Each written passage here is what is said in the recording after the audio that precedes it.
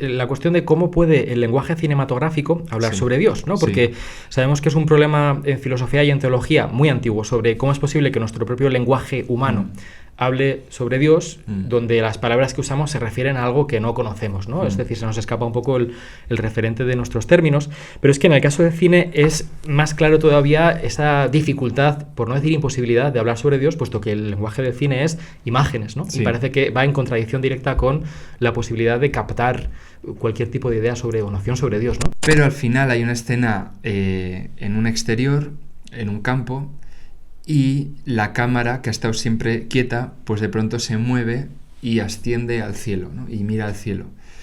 Pero creo que el espectador tiene la sensación de que la cámara mira al cielo para decir, esto está vacío, ¿no? O sea, aquí no hay nadie, ¿no?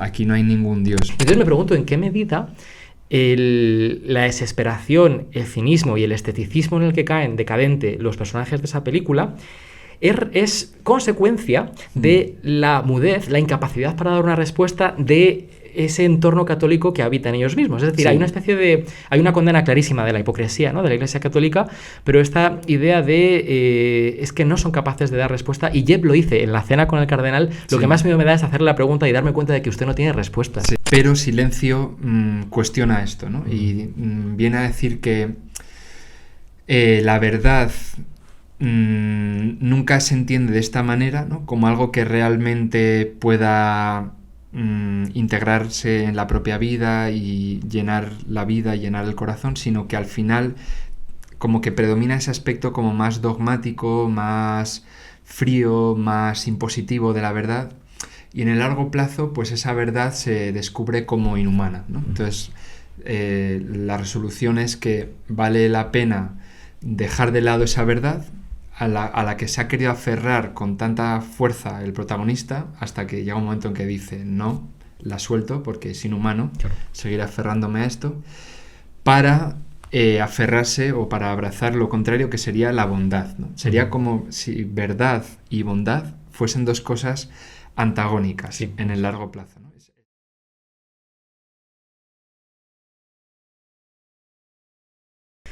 Pablo Alzola, bienvenido a La Encrucijada. Muchas gracias, Ulises. Nada, es un placer. Podemos decir, y esta es la primera vez que ocurre, que eres compañero de trabajo. Sí, así es. Trabajamos en la misma universidad, ¿vale? Pero tú eres profesor de Estética y Teoría del Arte. Sí. Sí, recuerdo correctamente, ¿no? Eso es. Doy la asignatura en primero de Filosofía. Vale. Y la asignatura se llama así, Estética y Teoría del Arte. Sí, bueno, Teoría del Arte y de las ideas estéticas, pero vale, bueno, estética. ¿Y tienes alguna, como diríamos, te has centrado en algún tipo de arte en concreto? Porque vamos a decir sobre cine. Sí, yo lo que más me he centrado en mis años académicos ha sido en el cine, sobre todo. En las clases también hago alguna referencia a literatura, porque me gusta mucho leer, sobre todo ficción, me gustan mucho las novelas, y también alguna cosa de pintura, porque toda la vida me ha gustado ir a museos. Pero bueno, que mi terreno es el cine. El cine es lo tuyo, ¿no? Vale, lo cual explica el libro del que vamos a hablar hoy, ¿no? Que es este libro que has publicado hace muy poco, me parece, ¿no? Sí, bueno, salió a final de diciembre del 2022. Vale, pero, hace unos años entonces, que se llama pasado. El silencio de Dios en el cine, ¿vale? Que es un libro donde vas hablando de diferentes películas en torno a ciertos temas, ¿no? Sí. Concretos. Vamos a elegir una serie de temas para la conversación de hoy, de los diferentes temas que mencionas, e intentaremos pues reflexionar sobre estos temas en base a las películas, ¿no?, que vas comentando. Me parecen muy interesantes muchas de las reflexiones que surgen, ¿no?, en hablar de estos temas. Y bueno, con respecto a nuestra política sobre destripar películas, ¿no? Creo que en principio no vamos a hacer tampoco ningún tipo de destripe de finales ni cosas así, o sea que sin problemas, ¿no? Que nadie se preocupe. Y nada, pues por último, mencionar que acabas de volver de viaje y estás ahora mismo con el jet lag. Estoy un poco aturdido. No pasa nada. ¿Volviste ayer de Estados Unidos? Volví el domingo, es decir, hace 2 días, de Estados Unidos, de un congreso precisamente sobre religión y cine en la Universidad de Boston. Y aprovechando la coyuntura estuve unos días en Nueva York. Nunca había estado allí en Estados Unidos, o sea que he aprovechado. ¿La primera vez que estás en Estados Unidos? Sí, nunca había cruzado el Atlántico. ¿Qué te pareció estar en Nueva York? Pues Nueva York es impresionante la vida que bulle allí, es una pasada. Y me pareció menos agresiva de lo que me esperaba, porque también pensaba que iba a ser una ciudad muy agresiva y no me lo pareció. La gente con la que pudimos estar ahí, pues tener una mínima relación, o gente muy amable, muy acogedora. Y bien, muy contento, sí. Dicen que es una ciudad... Había un fraile franciscano, ¿no? El padre Benedict Rochelle, que decía que si no crees en el demonio, vente a Nueva York a vivir. Y entonces... Efectivamente, ahí ves de todo, ¿no? Sobre Sí, todo en el metro, en las zonas así más concurridas, tipo Times Square y tal. Ves, sí, cosas muy bonitas y otras que para nada. Sí, no sé, Sí. se junta todo. Bueno, pues bienvenido de vuelta, ¿vale? Ahora mismo Muchas imagino gracias. que tu horario biológico debe de ser, pues no sé, por la tarde, ¿no? Una Sí, cosa así. no lo sé. No sabes en qué hora estás. Tampoco me cuadra muy bien, pero Esto es sí. intemporal, no pasa nada. Bueno, vamos a ir poco a poco, ¿vale? Pero bueno, te agradezco mucho que hayas encontrado el momento para venir a la encrucijada y hablar sobre tu Nada, libro. muchas gracias. ¿Vale? A ti. Quiero lanzarte la primera pregunta para comenzar. El primer capítulo Sí. se titula Silencio, ¿vale? No película, sino como temática, ¿no? La Sí. temática de silencio. Y hablas de dos películas. Hablas de El Gran Silencio, que es este documental sobre monjes cartujos, ¿verdad? Sí. Y luego el documental Converso, que me interesa mucho. Sí. Pero el problema que planteas aquí, que es con lo que me gustaría empezar este episodio, es la cuestión de cómo puede el lenguaje cinematográfico hablar Sí. sobre Dios, ¿no? Porque Sí. sabemos que es un problema en filosofía y en teología muy antiguo sobre cómo es posible que nuestro propio lenguaje humano hable sobre Dios, donde las palabras que usamos se refieren a algo que no conocemos, ¿no? Es decir, se nos escapa un poco el referente de nuestros términos, pero es que en el caso del cine es más claro todavía esa dificultad, por no decir imposibilidad, de hablar sobre Dios, puesto que el lenguaje del cine es imágenes, ¿no? Sí. Y parece que va en contradicción directa con la posibilidad de captar cualquier tipo de idea sobre o noción sobre Dios, ¿no? ¿Cómo se puede resolver Sí. esta paradoja? A ver, que me centre, perdón, que Nada, no te preocupes. estoy un poco aterrizando. Yo me refiero a, o sea, cómo el cine como lenguaje le cuesta referirse a la cuestión sobre Dios. O sea, en el capítulo este introductorio yo cito un libro de un teólogo protestante clásico que se llama Rudolf Otto. El libro se llama Lo Santo. Y entonces ahí habla de cómo el arte puede hablar o no hablar sobre Dios. Y sobre todo sobre Dios como misterio, ¿no? Él habla mucho de eso, del Dios como algo totalmente, el completamente otro, el totalmente otro, ¿no? Que son expresiones como muy tradicionales del ámbito protestante, ¿no? Y que él consolida. Entonces, él dice que incluso en la mejor misa cantada, el momento más sagrado, que es la consagración, se expresa mediante un silencio. Y creo que esta cita que traigo ahí en la parte introductoria del libro sirve un poco para situar cómo estas películas pueden apuntar a Dios. Y casi siempre es mediante, no mediante el mostrar o mediante el decir de modo directo, sino mediante el evocar a través del no decir o el no mostrar o el contraste, muchas veces, ¿no? El contraste entre algo que se dice y algo que no puede decirse, o algo que se muestra pero que no es Dios, y algo que no puede mostrarse. Entonces ese contraste entre lo que se puede mostrar y lo que no, entre lo que se puede decir y lo que no, es una estrategia muy habitual en estas películas, ¿no? De hecho, por apuntar a Converso, Converso tiene un momento en el que, bueno, hay varios títulos que van intercalándose a lo largo de la película. Y hay un momento en el que aparece un título que dice: el Espíritu Santo no se puede filmar. Y bueno, es esa idea, ¿no? La película Converso te muestra muchas cosas, sobre todo te muestra a personas conversando, casi todas de la misma familia, pero aquello de lo que están conversando en ningún momento aparece, ¿no? Es como una gran presencia y una gran ausencia, ¿no? Con esta paradoja, ¿no? Entonces, casi siempre la estrategia va por ahí, ¿no? De este tipo de cine en el que me he querido centrar con el libro, que juega mediante ese contraste entre mostrar y no mostrar, el decir y el no decir. Sugerir, ¿no? Insinuar. Eso de es. manera muy poética en ocasiones. Sí. Bueno, si quieres podemos hablar un poco más sobre la trama de Converso. Sí. Para la gente que no haya escuchado, oído hablar de esta película o no la haya visto. Es un documental, de hecho, ¿no? Y es un documental de un director navarro, me parece. Sí, David Arratibel. David Arratibel, vale. ¿Sobre qué va, más o menos?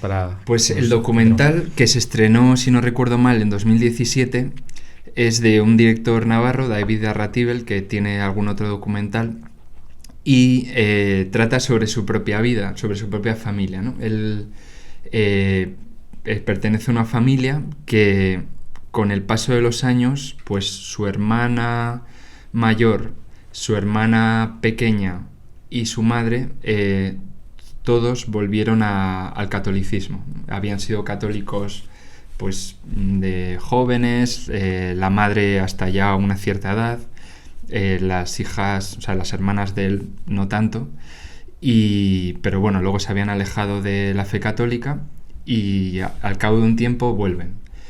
Entonces, él nos explica cómo ha podido ocurrir eso, ¿no? Él es agnóstico, se define así, y él dice que cuando tenían reuniones familiares notaba que había una gran barrera entre el resto de la familia y él, y que él sufría mucho por eso y que quería explicarse, ¿no?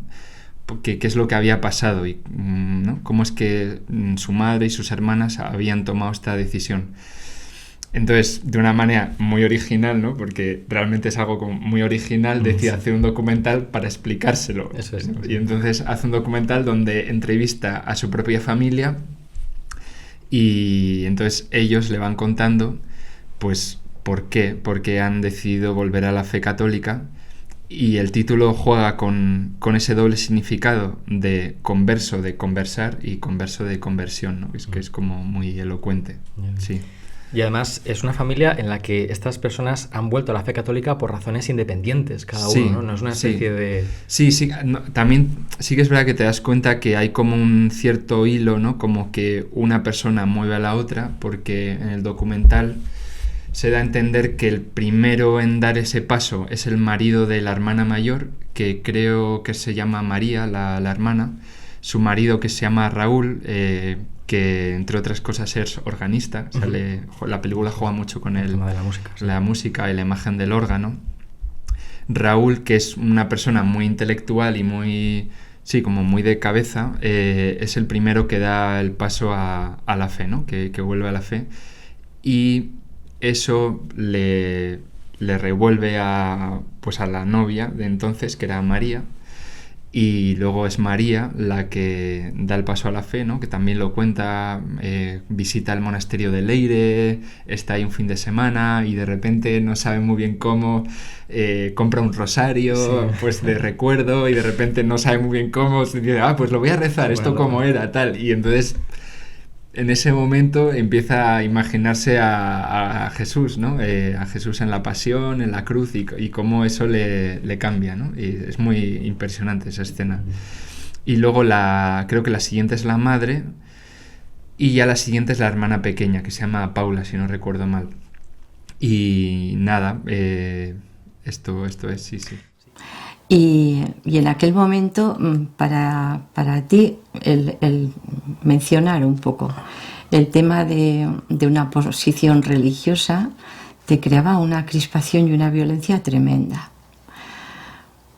con lo que íbamos creando vacíos de distancia. Sí. O sea, y a veces igual cuando al principio recuerdo que Raúl y yo contigo igual éramos muy plastas, muy apologetas, ¿no? De tal. Eso es una de las cosas que muy si esto me dio mal rollo, es porque a mí en tu proceso de exaltación de tal, me regalas una Biblia, y me regalas una Biblia con una postal, además, con una frase, con esto, que es, yo lo que quiero es que tú seas feliz. Y me acuerdo que María me decía, reza por ti, o cosas así, y era como...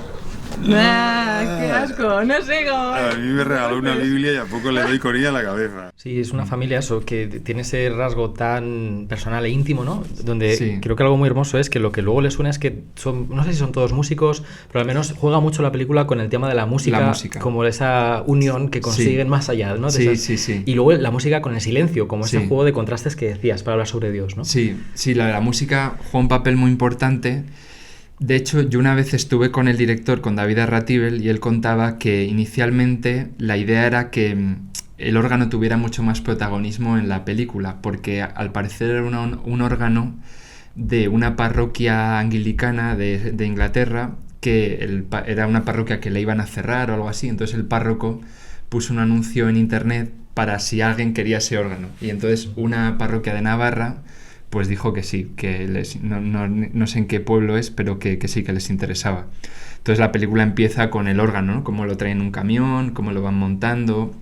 Entonces inicialmente el órgano iba a tener mucho más protagonismo, pero luego él vio que era mejor que tuviera menos, que apareciera de vez en cuando, pero no tanto. Aún así, el órgano es interesante porque presenta la imagen esta de los tubos del órgano y cómo el viento que pasa a través de ellos produce una música distinta en cada tubo, ¿no? Según se toque, que es pues la imagen del Espíritu Santo, ¿no? Cómo la música es distinta en cada persona, el soplo del Espíritu Santo.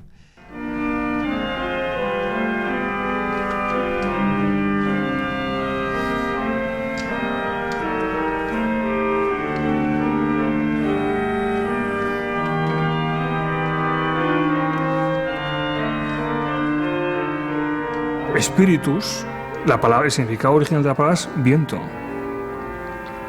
Entonces, el Espíritu Santo es el que mueve a los cristianos. Cada uno a su manera. Hay tubos pequeños, hay tubos grandes, hay tubos estrechos, hay tubos anchos, pero es el mismo viento el que mueve a todos. Entonces es como que la Iglesia es un órgano. Es el viento del Espíritu Santo el que hace sonar los diversos tubos, y todos forman una armonía, un acorde. Y luego, además del órgano, el otro elemento musical es el canto, ¿no? Que aparece mucho hacia la segunda mitad de la película. Se ve que ellos van ensayando una canción, una pieza musical antigua, que es O Magnum Mysterium, de Tomás Luis de Victoria, y entonces se ve que se les ve ensayándola y al final la cantan todos juntos, ¿no? Sobre todo guiados por Raúl, que es el que más sabe de música, ¿no? El marido de María. Y esto sí que está como muy construido, yo creo que para la película, ¿no? Para crear esa imagen de polifonía, de cómo al final el significado completo de la película solo se logra a través de esa polifonía, donde está pues los que han dado el paso a la fe, pero también está el propio director, que sigue siendo agnóstico, ¿no? Pero que también canta, ¿no? Y todos reconocen ese misterio, ¿no? Ese gran misterio, que es muy bonito, sí. Eso me lleva a la siguiente pregunta, que es una pregunta doble en realidad, que es, por un lado, lo interesante de este documental es que está hecho por alguien que no es creyente, sí, intentando retratar la creencia desde fuera, ¿no? Sin entenderla, y luchando con ella, ¿no? Y que por lo tanto nos dice que este documental, claro, no es una película religiosa en el sentido en que una persona podría imaginarse, ¿no? Cuando se habla de cine religioso. Sí. La segunda pregunta que te quería hacer es precisamente esta, ¿no? Claro, estamos hablando aquí de cine religioso, o sea, de cine que no es religioso. Es religioso en cierto sentido, ¿no? Porque es religioso en el sentido de mostrar, sugerir, insinuar la presencia de Dios casi como una misión imposible. Sí. Y esto contrasta un poco con lo que mucha gente entiende cuando se oye hablar de cine religioso, que muchas veces es cine con mensaje, ¿no? Sí, de que te quiero contar un mensaje, ¿no? Sí. Y no sé, ¿cómo ves tú esa distinción? ¿Crees que tiene sentido hablar de cine que habla sobre Dios, que no es cine religioso? ¿Y qué quiere decir eso, ¿no? Yo creo que sí que se puede hacer una distinción. Cuento una cosa interesante y aprovecho para mencionar la editorial, ¿no? Los de la editorial del libro, Ediciones Cristiandad, cuando el libro ya está escrito, Clara, que es una de las directoras de la editorial, creo que fue ella, me dijo, quizá, aparecía mucho en el libro la expresión cine religioso, y entonces ella me dijo, bueno, quizá esta expresión no es del todo acertada, porque realmente tú no estás hablando de cine religioso como lo entendemos habitualmente, ¿no? Como tú dices, donde predomina un mensaje. Y entonces yo dije, es cierto, ¿no? Entonces cambiamos, en todos los lugares del libro donde aparecía esta expresión, cambiamos cine religioso por cine abierto al misterio de Dios. Toma ya. Sí, que es un poco rebuscado quizá, sí, bueno, pero que hacía más justicia a este tipo de películas. Claro. Y es verdad que se puede hacer esta distinción que es más o menos clara, ¿no? Entre un cine religioso que claramente está hecho al servicio de un mensaje, y podemos pensar en ejemplos de fama internacional, pues como, no sé, yo siempre decía, ¿no? Cuando a mí me preguntaban, pues La Cabaña, ¿no? O como The Chosen, ¿no? Esta serie que tiene tanta fama, ¿no? O como incluso La Pasión de Cristo de Mel Gibson, ¿no? Pero luego está el cine que no es religioso, pero que está abierto de algún modo, cada película a su propio modo, está abierto al misterio de Dios, ¿no? Que son las películas que a mí me interesaba tratar y que tienen una tradición bastante antigua, ¿no? Estas películas, ¿no? Pues que se remontan a directores tan clásicos como Dreyer, Bergman, Rossellini, Tarkovsky, no sé, hay como muchos directores que van en esa línea.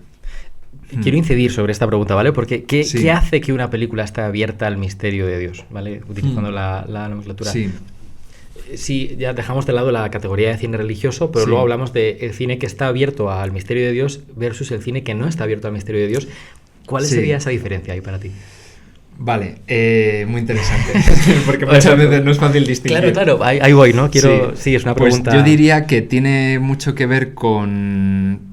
Pues por un lado diría, con el uso del propio lenguaje cinematográfico a un nivel más como formal, por así decir, y luego también con el propio desarrollo narrativo de la historia, ¿no? Yo creo que en esos dos aspectos podríamos discernir si está abierto o no al misterio de Dios. Por ejemplo, vamos a poner un ejemplo de los que seguramente salgan en la conversación. Calvary, ¿no? Calvary es una película bastante convencional en cómo está realizada en la historia. Entonces, a nivel formal, es una película, sí, convencional, pero con algún toque, ¿no? Quizá algún acento, ¿no? En el uso de la cámara, en el uso de la música, en el uso de la iluminación también, que apunta hacia ese misterio de Dios, ¿no? Hacia esa posible presencia de Dios, pero como algo misterioso. ¿En qué sentido concreto, perdona? O sea, luz, cámara... Pues por ejemplo... ¿Cómo utilizar estos medios? Me interesa, vamos. Sí. Por ejemplo, juega mucho con los claroscuros, ¿no? Esta película, ¿no? Hay una escena muy central quizá en la película, también para el desarrollo del personaje, donde él va a administrar la extrema unción a un hombre que está ya medio muerto por un accidente de tráfico y en el hospital, y entonces se encuentra con la mujer de ese hombre y va a la capilla del hospital donde también está esa mujer. Entonces tiene una conversación con ella acerca de la fe, de qué significa creer, de si es posible creer en situaciones tan complicadas, ¿no? Y lo que le dice la mujer, pues es bastante, sí, como que va muy orientado a reconocer la presencia de Dios en los momentos difíciles, ¿no? Y es un momento para él difícil, donde todo eso se expresa a través de unos claroscuros, ¿no? En la capilla. Pues por ejemplo, este es un toque, ¿no? Un acento visual. En situaciones como esta, la gente queda destrozada. Es tan inesperado. Maldicen a Dios, maldicen al prójimo, pierden la fe en algunos casos. ¿Pierden la fe? ¿Será que tampoco tenían mucha fe antes? Si tan fácil les resulta perderla. Sí, pero ¿qué es la fe? Para mucha gente es el miedo a morir, nada más. Y si solo es eso, es muy fácil de perder. Luego también la película hay un momento muy sutil pero muy inteligente donde, como voy a intentar no estripar, donde ¿cómo decirlo? Hay un momento, tampoco voy a entrar en la historia, ¿no? Pero hay un momento en el que este hombre que ha fallecido ya, ¿no? Lo van a embarcar en un avión, en el ataúd el ataúd lo van a meter en un avión en el aeropuerto, y hay unos empleados del aeropuerto que están hablando encima del ataúd, ¿no? Con los codos puestos encima, como si fuera una mesa. Sí. Y entonces el protagonista, que ve eso en la distancia, eso le cambia, ¿no? Dice, ¿cómo es posible que ocurra esto, ¿no? ¿Cómo es posible que en nuestro mundo algo como tan fundamental como respetar la dignidad de un muerto no se haga, ¿no?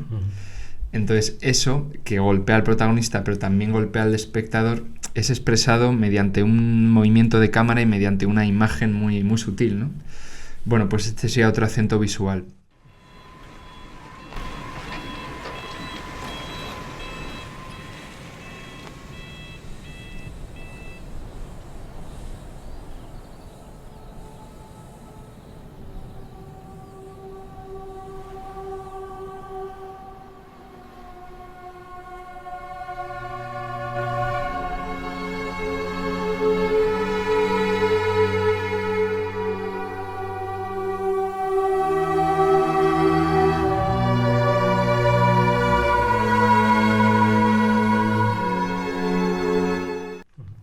Y en cuanto al desarrollo, me refiero a que estos acentos visuales sí que expresarían una apertura al misterio de Dios. Porque plantean una pregunta, ¿no? Sí, plantean una pregunta e incluso pueden inclinar la respuesta a la posibilidad de que sí, ¿no? De que Dios puede estar ahí o al menos que el ser humano lo necesita. Y luego, en cuanto al desarrollo narrativo, hay un desarrollo narrativo que no voy a detallar para no destripar, pero que concluye claramente con la necesidad del perdón, incluso en situaciones donde es muy difícil darlo a otra persona, ¿no? El protagonista, el sacerdote, el padre James, creo que se llama, interpretado por Brendan Gleeson, es muy peculiar el personaje porque es un hombre que ha estado casado, que tiene una hija, ¿no? Luego se quedó viudo. Sí, se mete a sacerdote después. Entonces él tiene varias conversaciones con su propia hija. Y en una de esas conversaciones hablan del perdón, ¿no? Y de cómo se habla muy poco del perdón, ¿no? Y él se lo dice a su hija, ¿no? Creo que se habla muy poco del perdón. Bueno, pues todo este tema del perdón, que se va desarrollando muy bien a lo largo de la película, pues enlaza, ¿no? Con esa apertura al misterio de Dios en un nivel más narrativo, ¿no? Bueno, este sería un caso de película abierta. Entonces, un ejemplo de película cerrada, ¿no? Vale, sí. A ver, creo que de las que aparecen en el libro, sí que creo que hay alguna película que inclina más bien la balanza al no, ¿no? O sea, que quizá no haya ningún Dios. Una, así por pensar en voz alta, quizá una especialmente dura en este sentido, es una película alemana que menciono, que se llama Camino de la Cruz, que se estrenó en 2014, que, bueno, resumidamente trata sobre una niña en Alemania, que pertenece a una familia que está como muy vinculada a un grupo católico tradicionalista, tipo Lefebvre o algo así, aunque no se da... Bueno, sí que se da un nombre, pero es un nombre ficticio, pero se ve que es ese estilo, ¿no? de grupo. Entonces ella se quiere preparar para el sacramento de la confirmación y entonces toda la película es ese camino que le lleva ella al sacramento de la confirmación. Pues la película está organizada como un vía crucis, ¿no? Son 14 escenas rodadas con una cámara estática, con un plano fijo, y donde no hay profundidad de campo, de modo que la sensación que tenemos es como muy de ver cuadros, ¿no? Son como además imita composiciones de cuadros, ¿no? Estas escenas. Entonces a lo largo de las escenas pues vemos la evolución de este personaje, que es una evolución muy mala, ¿no? O sea, realmente lo que a ella le ocurre es como de algún modo poco a poco se va como deteriorando, sobre todo en salud, ¿no? A medida que avanza la historia. Jetzt ist doch schön, kommt her, alle zusammen.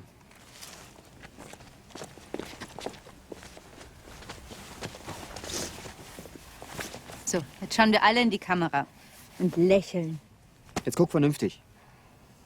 1, 2, 3. Wistiti. Zeigen Sie mal her. Zeigen Sie mal her. Die Maria guckt komisch. Die Maria guckt komisch. Thomas, jetzt hör auf! Maria, kannst du nicht einmal auf einem Foto ein normales Gesicht machen? Mama will doch nur ein schönes Foto für die Verwandtschaft.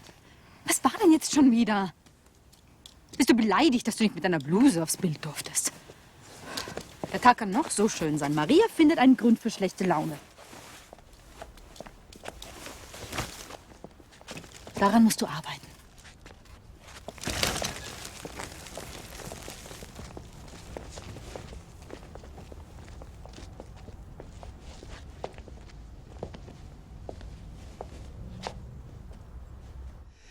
Y bueno, sin contar el desenlace, pero que es un desenlace muy, muy trágico, la película, hay al final un movimiento de cámara que creo que lo puedo decir el movimiento sin tener que decir el desenlace, como que la cámara se mueve, apenas hemos visto el cielo en toda la película, casi todos son interiores y tenemos esa sensación como de agobio y de opresión a lo largo de la película.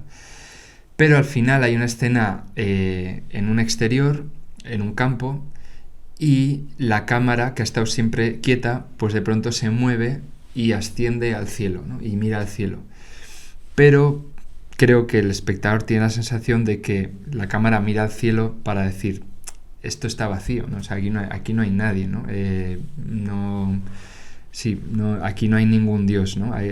Aquí encima. Y luego es verdad que el propio director, que se llama Dietrich Bruggemann, lo ha dicho, ¿no? Lo ha dicho en varias entrevistas, pues que él es ateo y que para él la religión es una especie de policía del pensamiento. Y que Dios no existe, ¿no? Entonces, esta sería una película sugerente, inteligente en las estrategias visuales, en la puesta en escena, etcétera, pero que inclina la balanza hacia el no, claramente. Pues sería un ejemplo de cine cerrado al misterio de Dios. Bueno, en cierto sentido podríamos decir que tanto el cine abierto al misterio de Dios como el cerrado no dejan de jugar en el mismo campo, porque son películas que al menos abren preguntas sobre Dios, aunque sea para responderlas en la negativa, contra películas que es que ni siquiera plantearían la pregunta para responderla negativamente, ¿no? Sí. Y sí que podríamos buscar esta comunidad, esto que les une a estas tanto directores como películas, ¿no? Sí, sí que están de algún modo unidas. O sea, la película que menciono, Camino de la Cruz y Calvary, por poner estos dos ejemplos, o sea, sí que tienen elementos en común en tanto que, o sea, no inclinan la balanza de modo tajante, ¿no? Al final de la película. O sea, siempre dejan una apertura para que el espectador concluya lo que él quiera, ¿no? O responda las preguntas como él pueda. Son películas, en general, todas estas películas del libro, que terminan con preguntas, con muchas preguntas y con muy pocas respuestas, o a veces con casi ninguna, ¿no?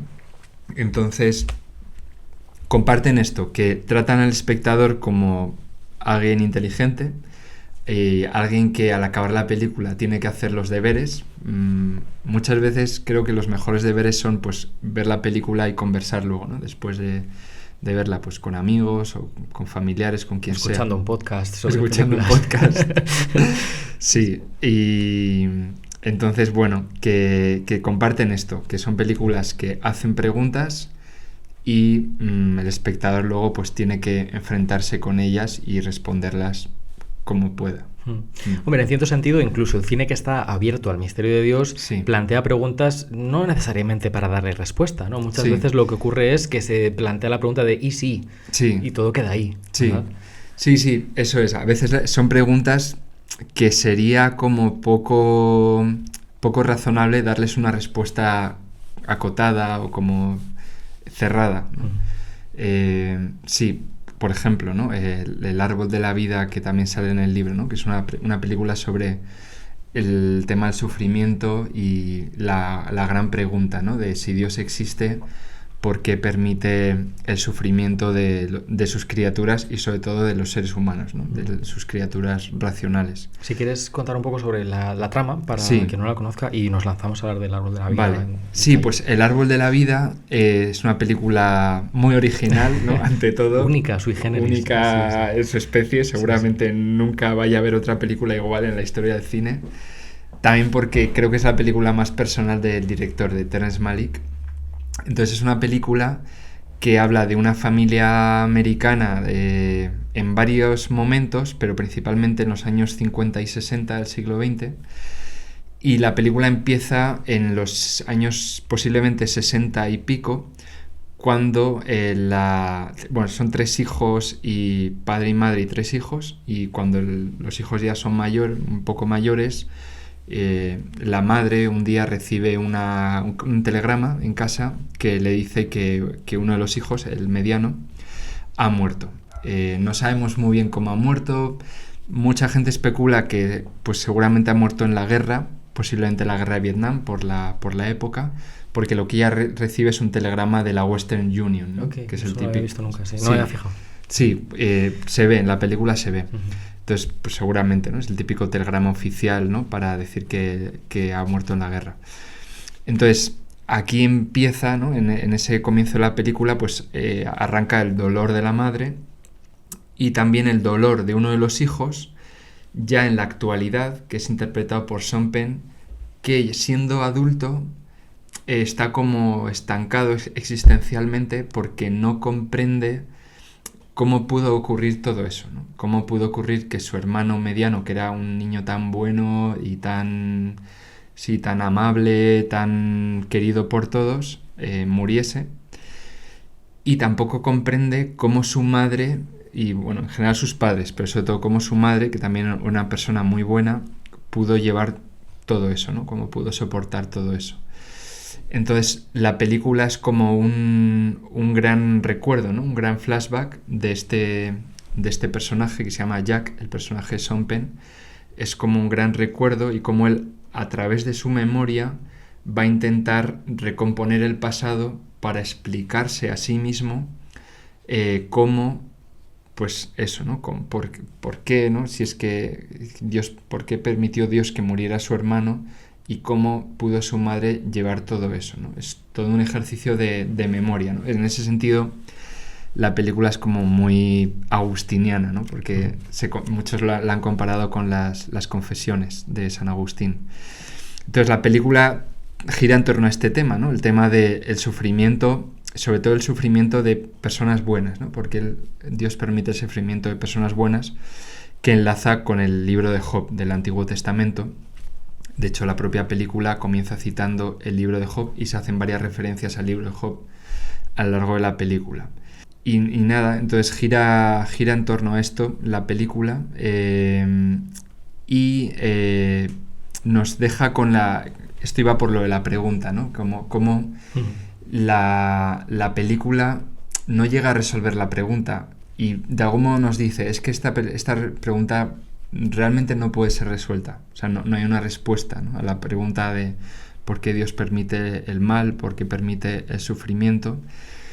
No hay una respuesta, aunque esa pregunta se puede iluminar con otras preguntas. Creo que es lo que te dice la película, ¿no? La pregunta de por qué Dios permite el sufrimiento de personas buenas puede iluminarse o puede, sí, como esclarecerse un poco con otra pregunta, que es ¿por qué Dios decidió crear? Sin que hubiera ninguna razón para ello, ¿no? ¿Por qué Dios decidió crear? ¿Qué es lo que ocurre en el libro de Job, ¿no? Job, pues le vienen toda una serie de desgracias terribles. Luego todos sus amigos le empiezan a preguntar, ¿no? De qué has hecho, algo has tenido que hacer, ¿no? Para que te ocurra esto, tal, ¿no? Hay una discusión eterna que dura prácticamente todo el libro de Job.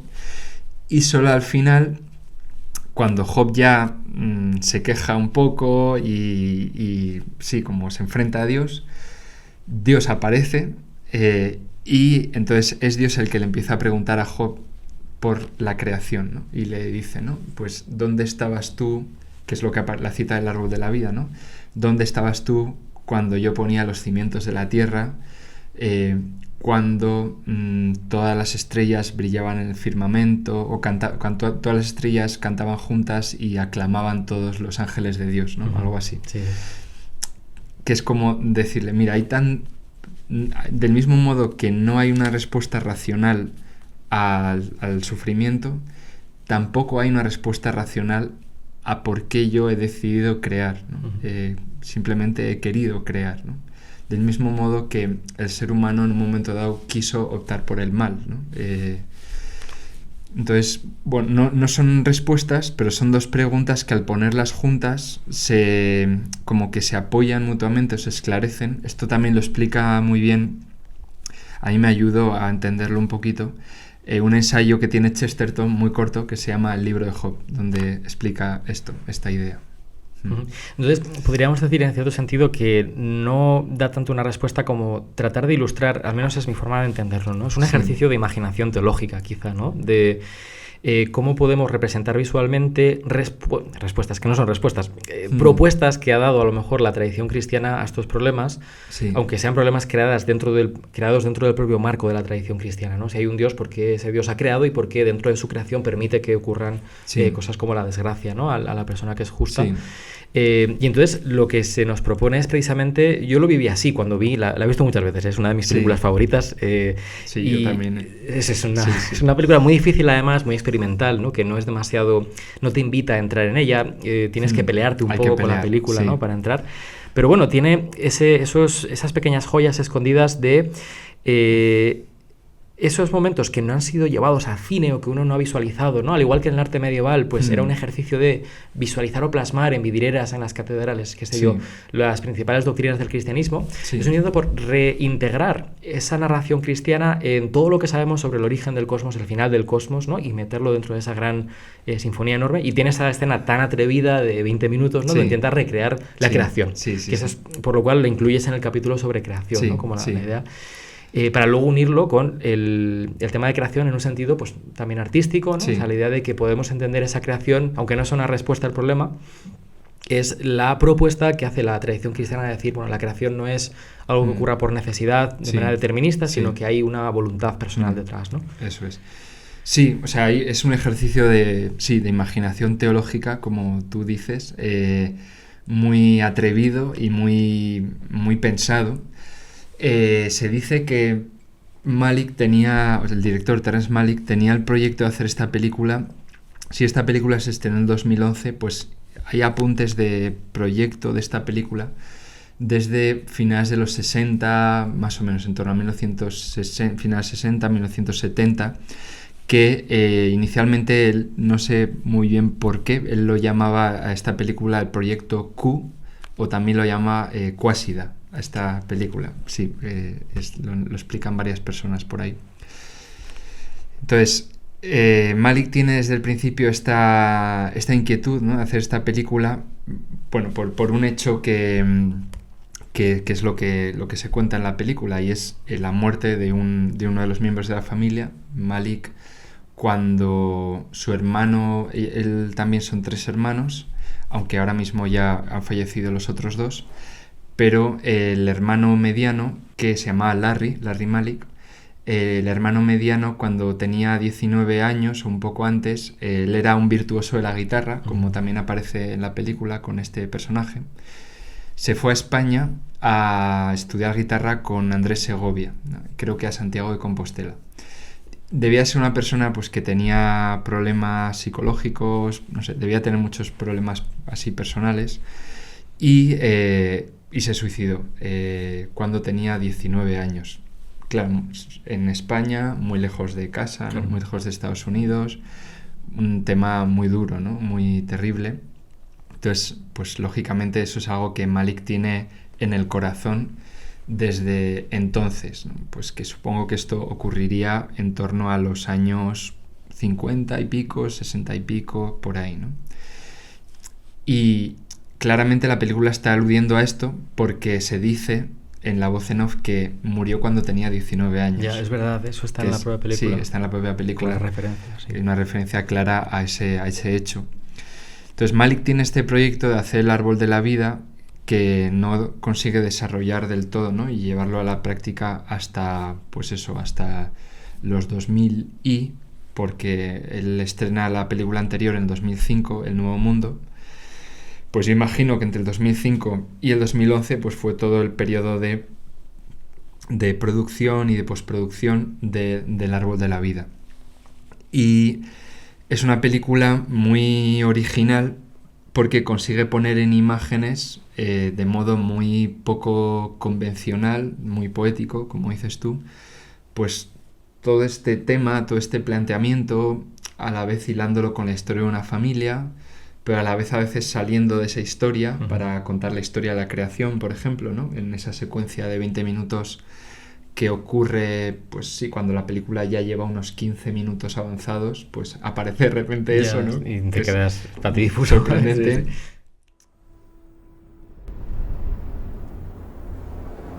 Señor.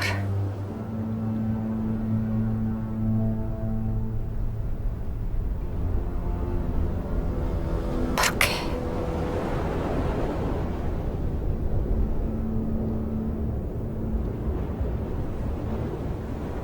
¿Dónde estabas?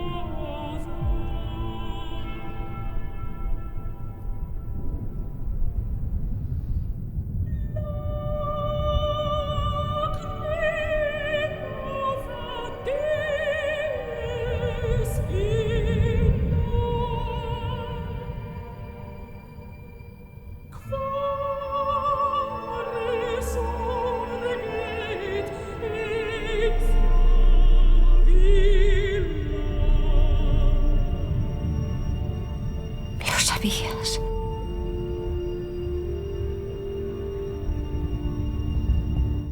Y luego también la película concluye, concluye con una escena pues casi escatológica, ¿no? Como del final de los tiempos, de una playa, tal, algo tan... resurrección, ¿no? Sí, que es una resurrección, claramente, ¿no? Entonces hay un ejercicio, sí, de imaginación teológica, ¿no? O sea, de poner imágenes al misterio, ¿no? Y lo hace bien, lo hace muy bien, de manera muy original. Incluso se alude al propio Dios, ¿no? Porque en varios momentos hay una imagen, ¿no? Imagen recurrente que puntúa la película, que es una llama, una especie de llama que se mueve, que esta llama en realidad es un instrumento musical, bueno, visual musical más bien, que se creó en los años, creo que 60, que se llama el Lumia. Ah, no sabía esto. No, perdón, el clavilux, clavilux, que es como una especie de órgano, pero que al tocarlo no produce sonido, sino produce imágenes, como una especie de llamas. De colores, sí. Eso es. Entonces Malick utiliza este curioso instrumento para crear esa llama que, hombre, pues que en la tradición iconográfica cristiana pues es como la zarza ardiente un poco, ¿no? De Moisés, tal, ¿no? Que arde sin consumirse. Y eso, ¿no? Pues está esa alusión a Dios, está esa alusión a la creación de la nada, que a la vez Malick se asesoró mucho para esta secuencia con científicos de la NASA. Bueno, está todo como muy medido y muy pensado. Yo no soy científico, pero he oído hablar a profesores de física, profesores de ciencia, que dicen que esta secuencia está muy pensada y muy medida, ¿no? Entonces sí, ahí hay un ejercicio de imaginación teológica muy meditado y muy bien hecho, sí. Bueno, además de imaginación, quizá podríamos decir que va saltando entre la imaginación y la memoria, ¿no? Porque tienen esos dos componentes, que es lo que le hace una película tan poco convencional, porque Sí. para representar esa memoria tiene que fragmentar la narración de manera que lo que tú estás viendo son como esos flashbacks que tenemos Sí. nosotros en la memoria, ¿no? Sí. Son incluso secuencias de memoria episódica, ¿no? Sí. De esto de un par de segundos Sí. donde tú recuerdas solamente Sí. un rostro de una Sí, persona cuando eras totalmente. niño, ¿no? Sí, sí. Un destello por la ventana Sí. y pasa enseguida Sí. ese momento, Sí. ¿no?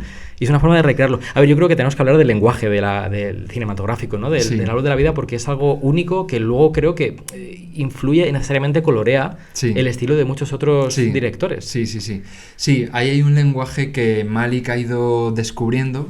Yo creo que la trayectoria de Malick es una trayectoria de búsqueda, muy honesta por su parte, de querer buscar un lenguaje que se adapte a lo que él quiere contar y a lo que él quiere preguntar.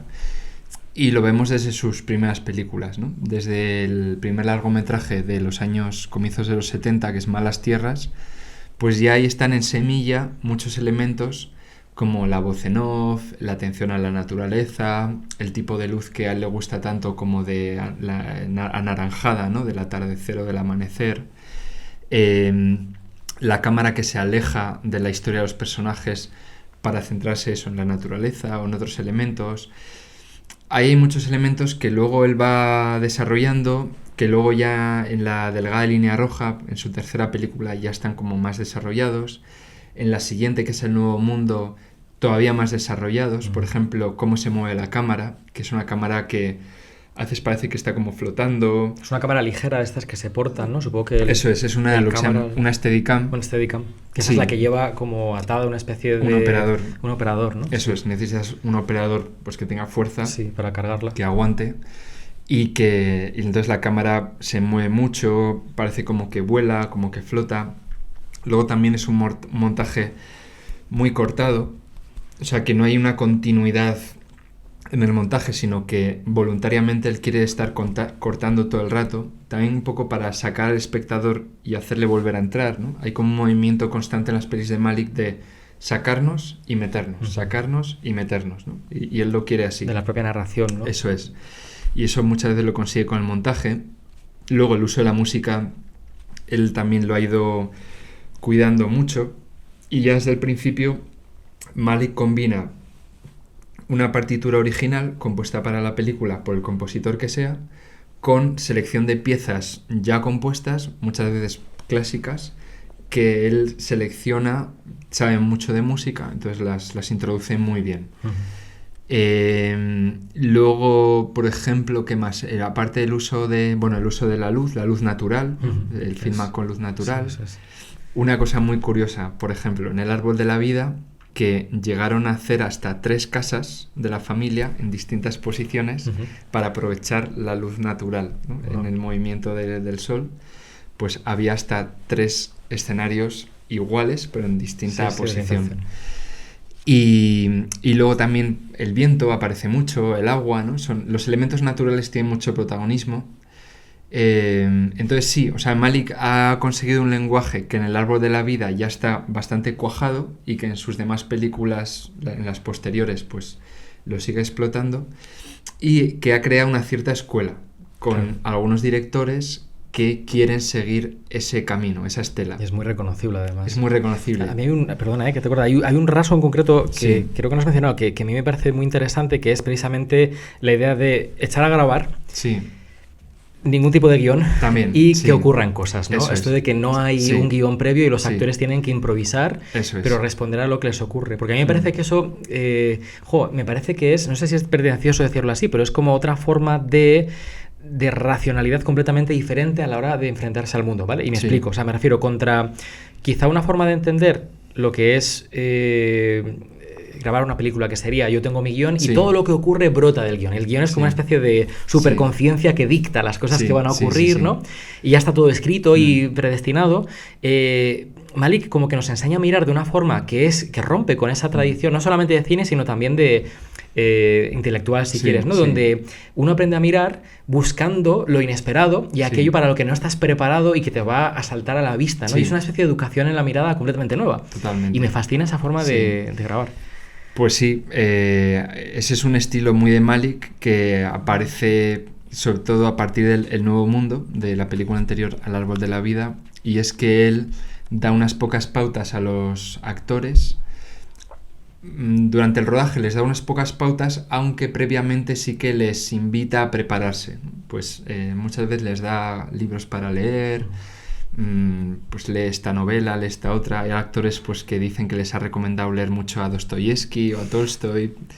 Eso eso lo cuenta, por ejemplo, Olga Kurilenko en To the Wonder, To the Wonder, que creo que le dijo que leyera Ana Karenina y El idiota. Para buenos deberes. Sí, buenos tochos. Sí, entonces, en el rodaje él apenas da unas pautas y deja que haya improvisación por parte de los actores, de manera que tanto la cámara como la presencia de los actores son como un marco muy amplio en el que puede entrar la realidad. La realidad con todo lo sorprendente e inesperado que pueda traer consigo. Y eso permite que ocurran cosas que luego aparecen registradas en la película muy sorprendentes. En El árbol de la vida, quizá el ejemplo más claro es la escena de la mariposa, ¿no? Eso es, y estaba pensando en esa justo. Que hay un momento en el que la madre, Jessica Chastain, coge una está paseando, ¿no?, por la calle, pone la mano, se le posa en la mano, luego está en la hierba y acaricia las alas de la mariposa. Y todos podemos pensar, bueno, eso es una imagen generada por ordenador. Pues no. No, claro, es todo natural. Eso es natural. Y el director de fotografía, que es Emanuel Lubezki, en las entrevistas él cuenta pues que estaban rodando y de repente hay una mariposa y Malick dijo: seguid a esa mariposa, a por ella. Entonces la cámara empezó a seguir a la mariposa y ocurrió esa escena, ¿no? Que es tan bonita y que tiene esa verdad, ¿no?, que busca Malick, ¿no?, que es esa verdad de la realidad que se nos presenta como algo inesperado, como un regalo.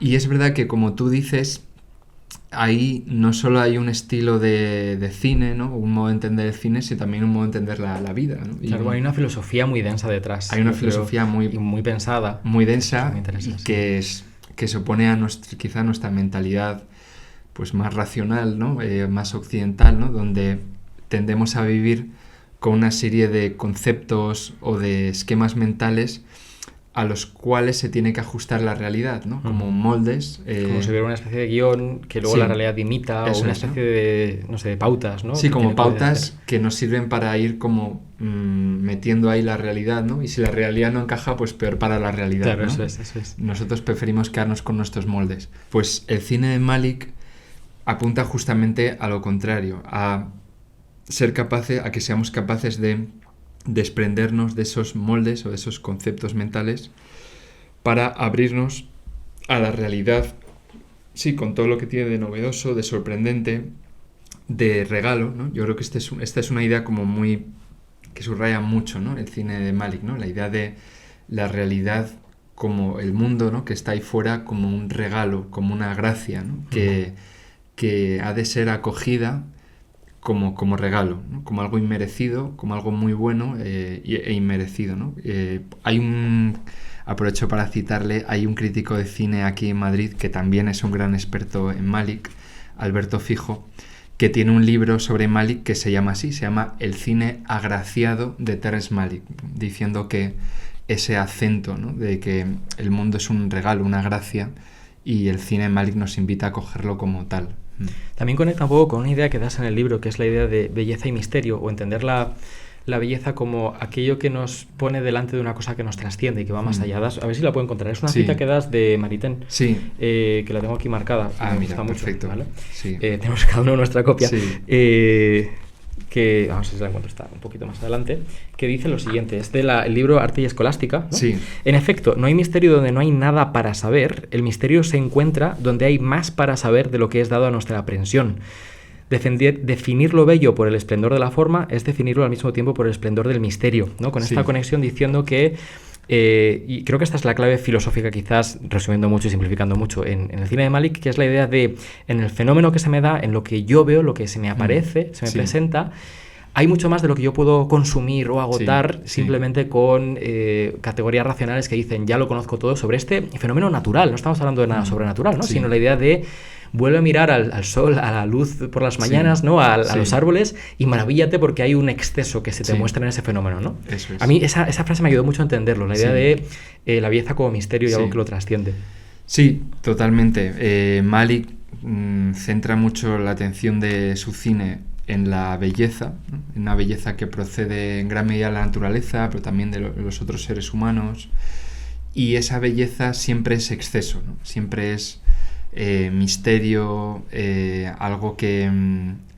la famosa distinción de Gabriel Marcel, ¿no? Entre problema y misterio, ¿no? El problema es algo que en un momento dado se resuelve, el misterio es algo que nunca va a resolverse, pero que siempre se puede profundizar más y más en él, ¿no? Pues siempre nos va a exceder, pero siempre podemos abundar, siempre podemos ahondar, asombrarnos ante el misterio. Y Malick nos lleva en esa dirección, a través del lenguaje de la belleza, sobre todo.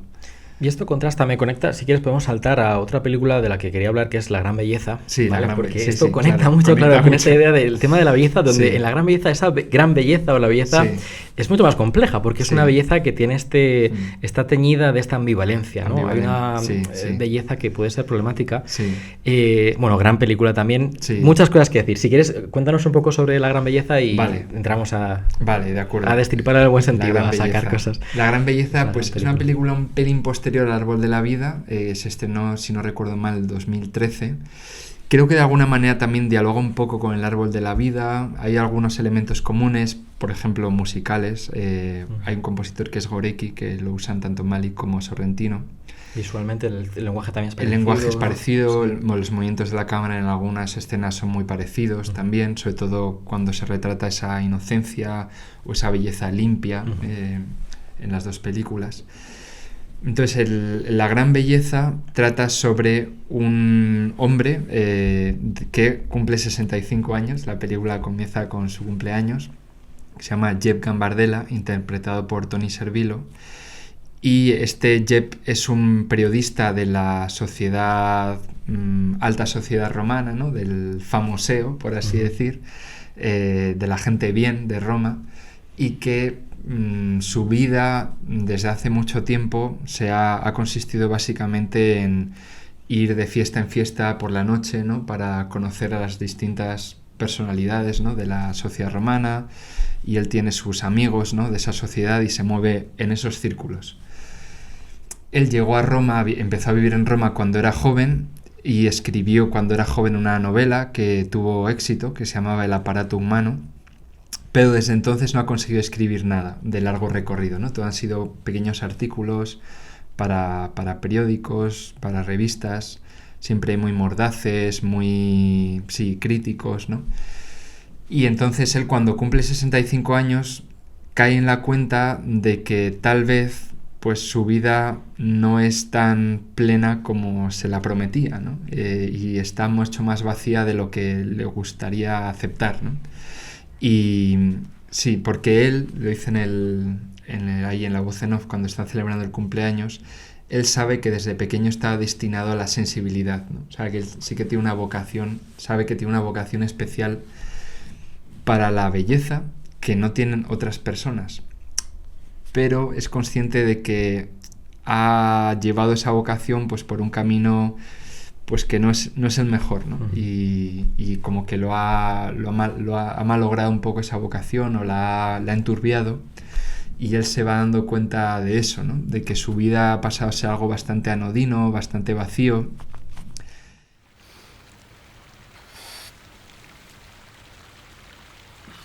El descubrimiento más importante que hice pocos días después de haber cumplido los 65 años fue que no podía perder el tiempo haciendo cosas que no quiero hacer.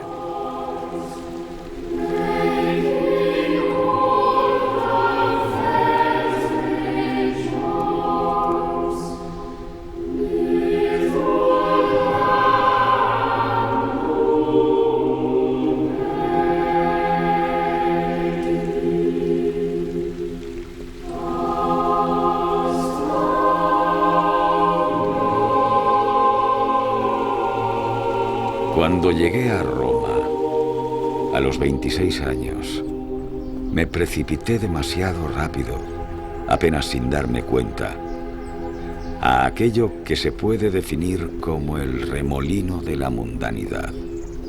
Pero yo no quería ser simplemente un hombre mundano. Como subdirector metemos a Sacconi. Antonini me ha estado tocando mucho los huevos. Quería ser el rey de la mundanidad. Y desde luego lo conseguí. Entonces toda la película va de eso, ¿no? De una persona que se nota vacía por dentro, que trata de salir de ahí a través de relaciones humanas, sobre todo, y que a veces parece que lo consigue. Hay momentos en los que parece que lo consigue, sobre todo en la relación amorosa que tiene con una chica muy original, ¿no? Una bailarina striptease que conoce ahí... de 42 años, sí, una cosa así. Que conoce ahí en un prostíbulo que se llama Ramona, porque claro, Jake Gambardella pues está con unas y con otras, ¿no? Sí. Pero parece que la relación con esta chica es más estable, ¿no? Y como que hay algo distinto ahí, ¿no? Que hay algo como más profundo. Porque hay una inocencia en esta mujer. Hay una inocencia, ¿no? Sí. De hecho hay un momento en la película que ellos están en la cama en la casa de él y dicen algo así como ha estado bien que no hiciéramos el amor. Creo que le dice él a ella y ella le dice sí, ha estado bien y ha estado bien quererse mucho. Como diciendo, no hace falta, ¿no? Porque o sea, él antes se centraba mucho pues en el sexo, ¿no? En tener sexo con mujeres de aquí y de allí, ¿no? Y con ella descubre algo distinto, ¿no? Descubre algo más, pues una relación personal, ¿no? Más honda. Hay una escena que a mí me llamó la atención, que también ilustra esto muy bien, me parece, que es cuando están viendo esta performance artística, que hay varias en la película, con un tono un poco ácido y crítico, ¿no? Hacia el arte contemporáneo, de una niña que está tirando cubos de pintura contra un lienzo, y están todos los ricachones ahí viéndolo, ¿no? Y Ramona se sale del círculo para decirle a Jeb, la niña está llorando. ¿No? Como la única persona a la que le turba el hecho de que la niña esté... Y luego Jeb le dice, esta niña gana millones, o sea que no te preocupes. Pero ahí me parece una forma hermosa de mostrar la sencillez y la espontaneidad que tenía ese personaje, ¿no? Que la saca de ese grupo. Sí, claro, eso es lo que a Jeb le atrae de ella, ¿no? Claro. Que ella, pese al ambiente del que viene, tiene esa humanidad, ¿no? Como podríamos decir... que también aparece citado en la película, ¿no? Como esos personajes de Dostoyevsky, ¿no? De prostitutas que aparecen en Crimen y Castigo o en alguna otra novela, que parece, ¿no? Que son personajes como muy mundanos y en realidad no lo son. Son personajes que tienen una gran humanidad, ¿no? Y eso le pasa al personaje de Ramona. También le pasa al personaje... Bueno, esto es más evidente, ¿no? Al final, ese personaje tan... empequeñecido y arrugado, ¿no? Que es el personaje de la Santa. La Santa, que aparece al final, sí. Que es una especie de hiper...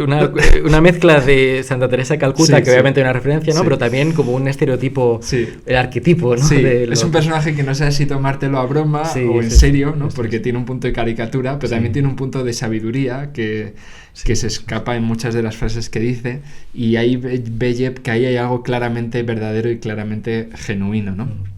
No así en algunos otros personajes que pueden dar esa impresión, como por ejemplo el personaje del cardenal, ¿no? Hay un personaje que aparece varias veces en la segunda mitad de la película, que es un cardenal anciano, ¿no? Algo, en general, claro, Sorrentino se mueve en un imaginario como muy italiano, muy del cine italiano y muy del cine de Fellini, ¿no?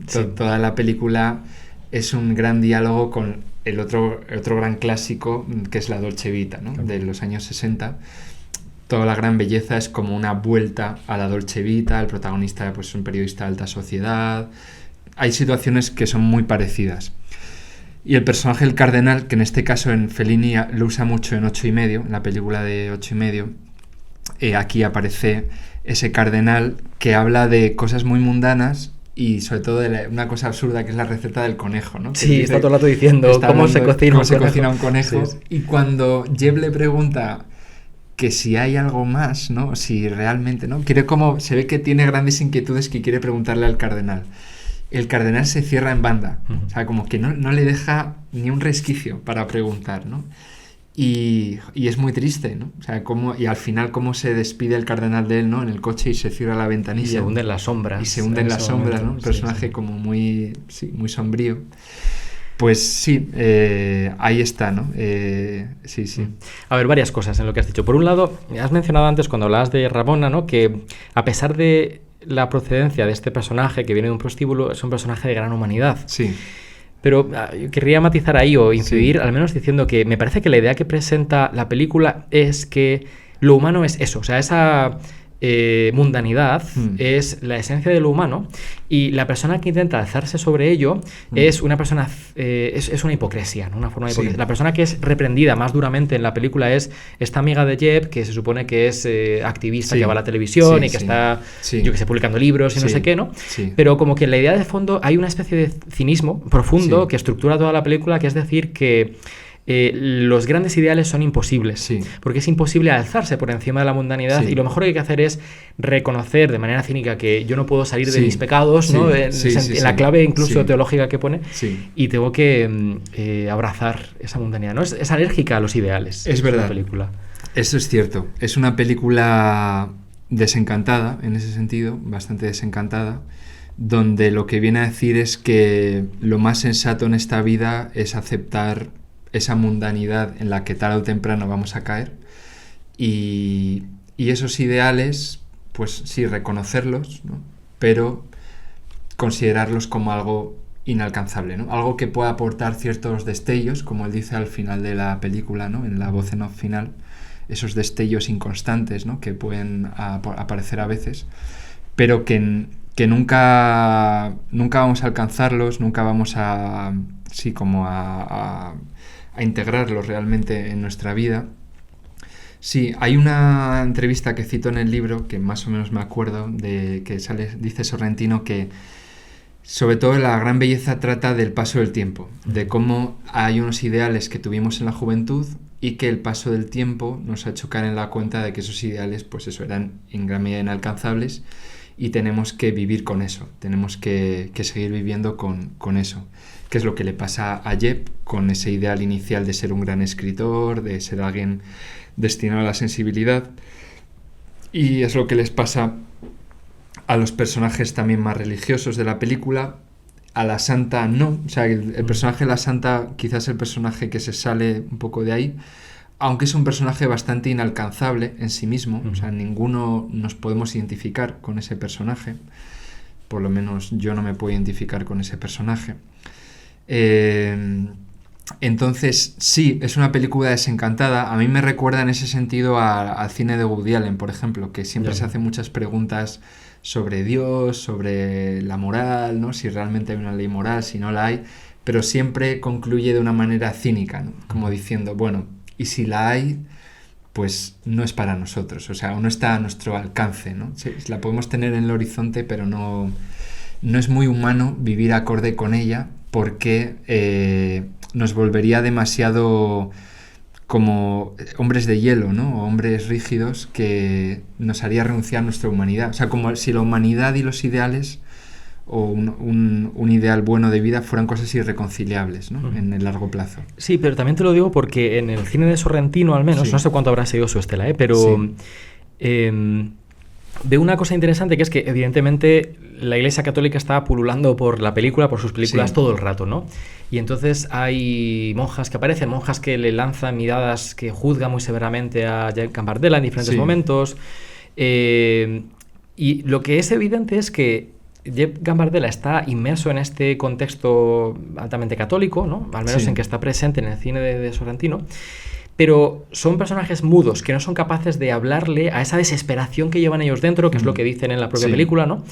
De manera que no hay nada que rompa o que entre, ninguna luz que se arroje sobre ese momento de desesperación, y me parece que eso se resume en la figura del cardenal, obviamente, como tú dices, ¿no? Que es que el cardenal, en varios momentos en los que parece que el protagonista le va a expresar sus angustias espirituales, él huye, ¿no? Y entonces me pregunto en qué medida la desesperación, el cinismo y el esteticismo en el que caen decadente los personajes de esa película es consecuencia de la mudez, la incapacidad para dar una respuesta de ese entorno católico que habita en ellos mismos. Es decir, Sí. hay una especie de... hay una condena clarísima de la hipocresía, ¿no?, de la Iglesia católica, pero esta idea de es que no son capaces de dar respuesta, y Jeb lo dice en la cena con el cardenal, lo Sí. que más miedo me da es hacerle la pregunta y darme cuenta de que usted no tiene respuestas, ¿no?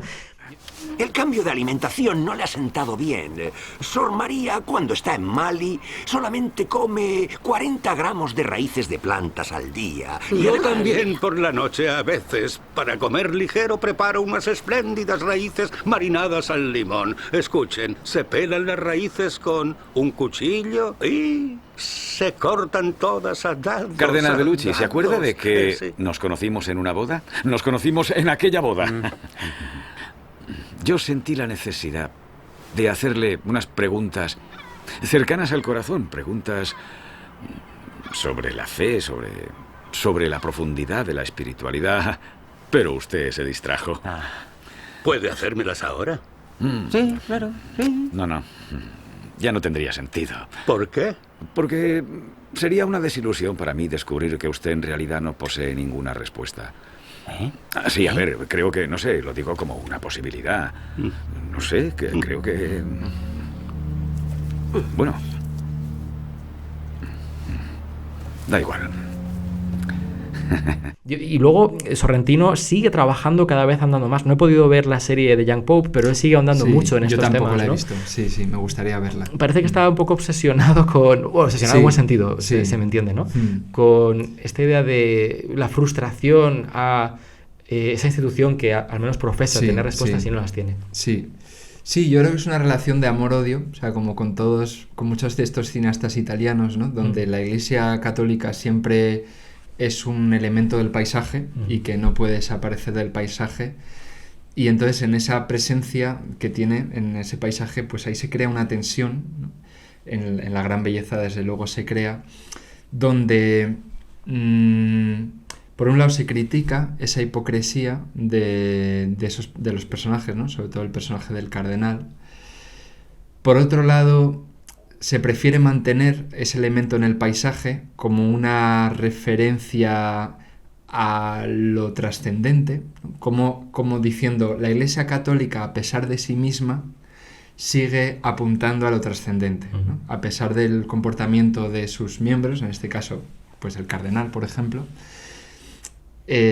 sigue siendo como una llamada a lo trascendente, a esa trascendencia a la que todos aspiramos y que nuestro corazón desea, ¿no? Entonces, se crea ahí una tensión que yo creo que Sorrentino no quiere resolver, o sea, que simplemente quiere dejarla ahí. Y que yo no he visto de Young Pope, pero evidentemente por lo que... Bueno, he visto alguna escena y también me han hablado muchísimas personas de ella, donde el elemento estético tiene una presencia fuertísima, ¿no? Entonces, también Sorrentino, como muchos italianos, y bueno, con mucha gente, ¿no? Siente esa fascinación hacia la Iglesia por el elemento estético, ¿no? Véase ahora cuando murió el Papa Francisco, pues ver el funeral de un papa es un acontecimiento estético cuanto menos, ¿no? O ver la elección de un papa es un acontecimiento, o el cónclave es un acontecimiento más allá del contenido, de la trascendencia moral, etcétera, es un acontecimiento también estético. Artísticamente, exacto. Sí. Vamos, es arte en movimiento, ¿no? Sí.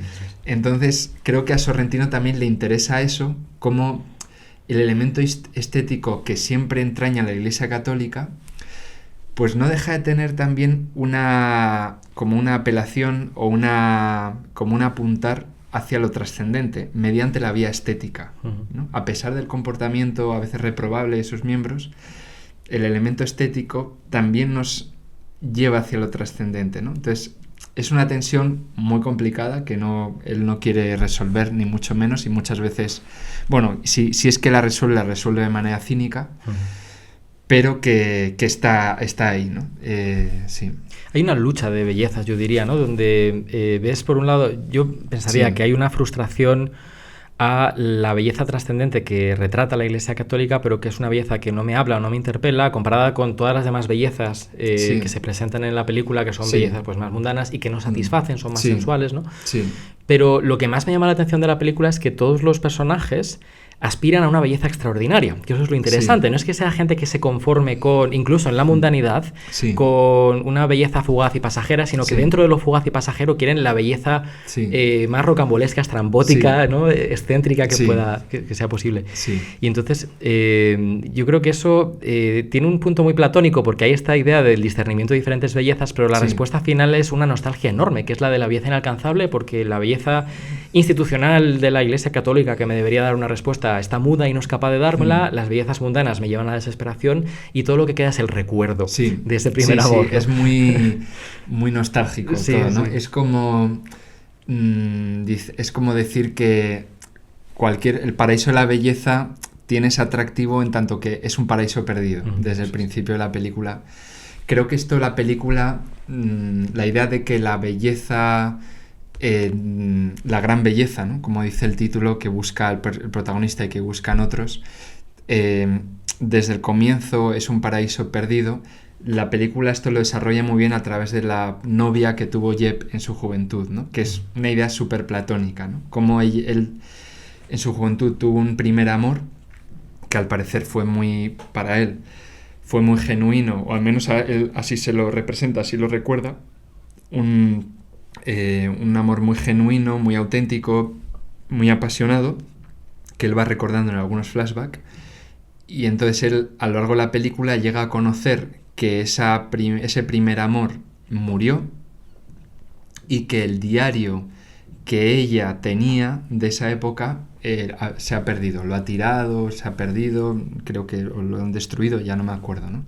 Y una de las últimas imágenes de la película, de La Gran Belleza, pues vemos esa belleza perdida, que es la de su primer amor, como ella le mira a él, ¿no? Él le mira a ella, pero sabemos que es como un espejismo, ¿no? Algo que que es inalcanzable, que no puede alcanzar, ¿no? Entonces, es una idea, la de la película, muy nostálgica siempre, ¿no? De que la belleza, la gran belleza, siempre es algo inalcanzable de suyo, siempre es un paraíso perdido, pero que nunca podemos dejar de anhelarla, ¿no? Entonces es esa tensión de la que el ser humano pues nunca se puede deshacer, ¿no? Siempre va a anhelar esa gran belleza, pero nunca va a poder alcanzarla. Hay una frase que tengo aquí apuntada de Gabriel Insausti, un profesor de la Universidad de Navarra. Tiene un libro muy bonito que se llama La Lira de Linos, donde en un momento habla de la gran belleza y dice: lo bello puede seguir interpelándonos, aunque sea desde la percepción de una ausencia. Pues es esa llamada desde la ausencia la que predomina en la película. Muy bien, pues me gustaría, porque nos queda poco tiempo, hablar de la última película que quería comentar, que es Silence, de Martin Scorsese, Silencio, que nos lleva a un registro de no tanto belleza como fealdad y horror, incluso terror a veces, ¿no? Es un cambio bastante fuerte, pero quizás sea apropiado para terminar hablando sobre tu libro, El silencio de Dios en el cine, ¿no? Puesto que esta película tiene como título y como tema central quizá ese silencio profundo, ¿no? Si quieres comentar el tema de la película y ahora la... Vale.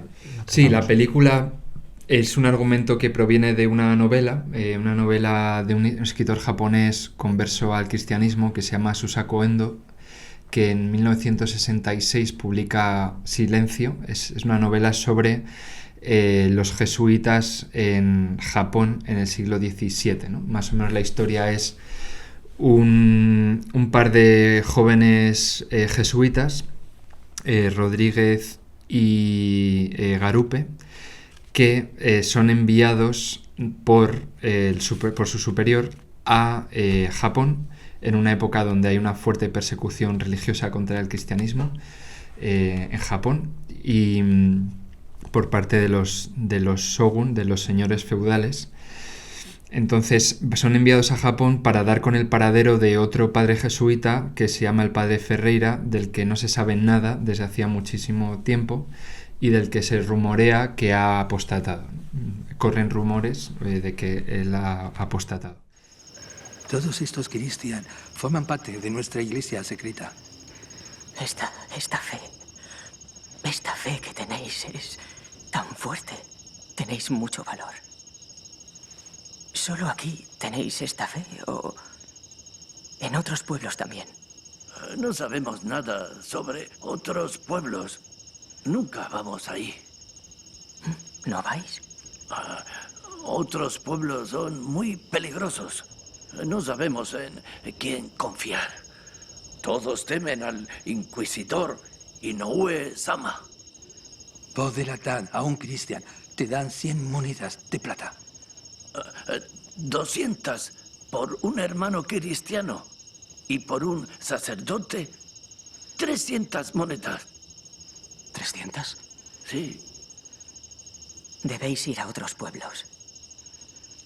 Debéis decirles que los sacerdotes han vuelto. Que estamos aquí en Japón de nuevo. Sería bueno.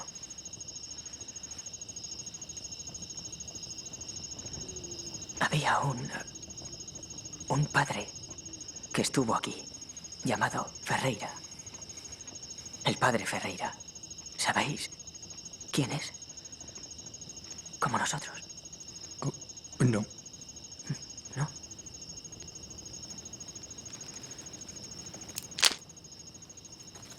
¿No coméis? Son ustedes los que nos alimentan.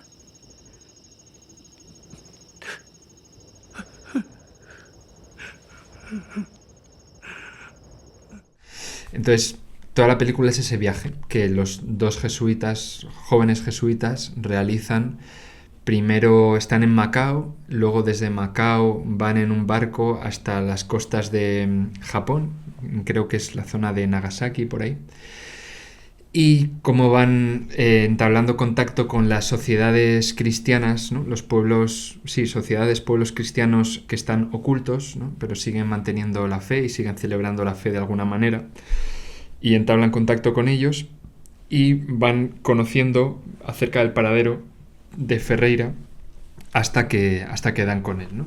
Más o menos esa sería la historia, y el foco, el punto de vista está puesto en Rodríguez, que es interpretado por Andrew Garfield, que es un joven jesuita aparentemente muy seguro de sí mismo, muy consolidado en su camino, en su fe, en su amor por Cristo, ¿no? Como se ve que él tiene, lo dice, ¿no? Que tiene un gran amor al Señor, tiene un gran amor al rostro de Cristo, ¿no? Que aparece en la película. Y como pues todo lo que va ocurriendo le va minando a este personaje y hace que se tambalee más y más, ¿no? Esa sería un poco la historia de Silencio. Uh-huh. A mí lo que más me llama la atención, una de las muchas cosas, ¿no?, que me llamó la atención es que es una película sin banda sonora. Sí. ¿Correcto? No hay Cierto. apenas... Yo recuerdo haber leído eso. No hay banda sonora musical, no hay. Que deliberadamente Scorsese había decidido no incluir... No hay nada. No, ahora estoy haciendo un repaso de la película. No, la he visto varias veces. No... Juega mucho con el sonido de el silencio, que no es silencio, con ese sonido de como de los insectos, ¿no?, que suenan, de la hierba al principio de la película, ¿no? Cuando aparece el título de Silencio, suena todo esto de fondo, pero no hay música. Que es una forma de expresar ese silencio de Dios en esta historia, que es un silencio paradójico, porque no es el silencio de aquello que se evoca o se sugiere, sino que es una ausencia, ¿no? Porque por la historia que se cuenta, que gira en torno a esta idea de la apostasía, ¿no?, de la duda, la crisis de conciencia, el tema de fondo es precisamente el de dónde está Dios, ya no en el sentido del árbol de la vida, que era, bueno, pues te doy una respuesta sobre la creación, sino aquí es en mitad de las persecuciones directas. Ya no es un accidente natural o una catástrofe, una tragedia, sino que es la persecución activa de los cristianos, la destrucción de la iglesia activamente, ¿no?, que tiene como consecuencia efectivamente la eliminación de los cristianos de Japón, que hasta el siglo... Bueno, lo curioso es que hasta el siglo XVIII había un hilo muy delgado de comunidades cristianas que habían mantenido la práctica, ¿no? Eso es. Pero casi eliminados por completo. Sí, ahí el tema del silencio de Dios, yo diría que como buena película que es, y como hemos comentado al comienzo de la conversación, es una película relativamente abierta y que lanza muchas preguntas, y donde el silencio de Dios a veces puede aparecer como una ausencia y otras no tanto, ¿no? Yo creo que Scorsese, cuando hace la película, tiene una intención de preguntarse y de preguntarnos, ¿no?, por ese silencio de Dios, en qué términos hemos de entenderlo. Y yo creo que él en algunos momentos dice que Dios sí que está ahí, ¿no?, a pesar de todos los pesares y de todas las oscuridades que muestra la película. Y a veces muy evidente, ¿no? De hecho, La película tiene un planteamiento visual muy, muy claro y es un camino hacia la oscuridad, ¿no? En ese sentido, yo la comparo mucho con la película famosa de Coppola, Apocalypse Now, que se basa en la novela de Joseph Conrad, El corazón de las tinieblas. Pues del mismo modo que Apocalypse Now y la novela describen un viaje al corazón de las tinieblas, ¿no? A ese lugar salvaje, recóndito, inhóspito de la selva, donde el protagonista Marlowe o Willard en cada caso va a encontrar lo que él llama el horror. Pues en el caso de Silencio también hay un viaje al corazón de las tinieblas, ¿no? A ese momento oscuro, completamente oscuro, ¿no? Esa noche, ¿no? En la que ocurre lo que ocurre, no voy a destripar mucho. Pero, bueno, curiosamente yo creo que lo que quiere decir Scorsese de una manera bastante tremenda, quizá subrayando demasiado todo. Sí, es una película angustiosa, yo lo pasé donde la angustia está sí. remarcada excesivamente, quizá, ¿no? Y a veces en un pelín artificial, ¿no? El modo en que está construidas todas las situaciones. Creo que lo que quiere decir es que en el corazón de las tinieblas está la luz, ¿no? De alguna manera. Cuando uno se ha adentrado en el corazón de las tinieblas, como le ocurre a Rodríguez, ahí puede estar ese silencio de Dios, que no es ausencia, sino una presencia silenciosa, ¿no? Una presencia callada, pero está. Yo creo que la película algo apunta en esa dirección. Sí, pero también Scorsese juega con esta idea de cierto contraste entre los occidentales y los japoneses, sobre todo cuando se dice esta frase que me encanta, ¿no? Bueno, me encanta. Cuando dice que Japón es un pantano y esos credos occidentales van a morir ahí y ahogarse, ¿no? La doctrina que nos ha traído quizá valga en España y Portugal. La hemos estudiado cuidadosamente, dedicándole mucho tiempo. Decidimos que no resulta útil ni de valor en Japón. Y creemos que supone un gran peligro. ¿Puedo hablar? Creemos que les hemos traído la verdad. Y la verdad es universal. Es común a todos los países y épocas, por eso lo llamamos verdad. Si una doctrina no fuera cierta aquí, en Japón, como en Portugal, entonces no podríamos hablar de verdad.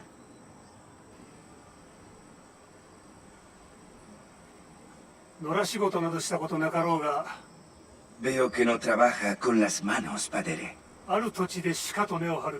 Pero sabemos que un árbol que florece en un tipo de suelo se deterioraría y moriría en otro. Lo mismo ocurre con el árbol del cristianismo. Aquí las hojas se marchitan.